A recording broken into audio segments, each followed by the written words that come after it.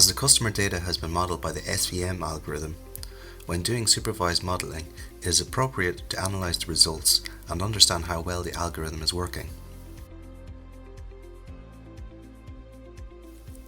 To enable us to see the results, we can use a confusion matrix. In this modeling, the output can be two classes, 1 or 0.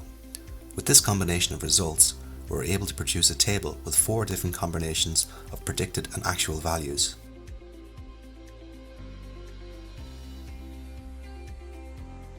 True positive, when you predict a positive and it's true. True negative, when you predict a negative and it's true. False positive, where you predicted false and it's true. False negative, when you predicted negative and it's false.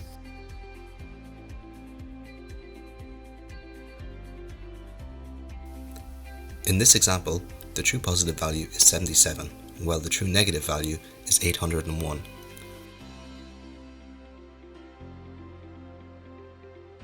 Thus we calculated by using precision method of confusion matrix, which shows out of positive class how much we predicted correctly, which is 39%, and the accuracy is 88%.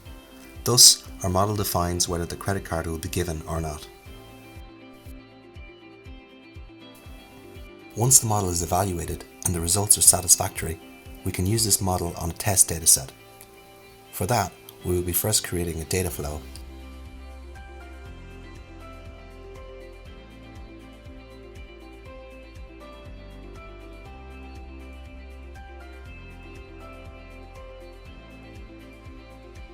And thus, we will add the test data and name it customer test. Once the customer test data has been added, we will be selecting the option of apply model, so as to apply our SVM model which has been created earlier. And here it is by the name CC-SVM.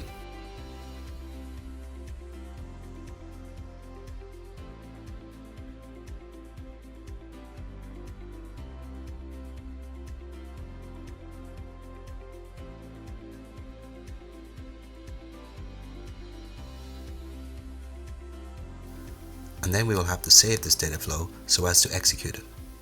Once it's saved, we will click on Run Data Flow, which will take a couple of minutes.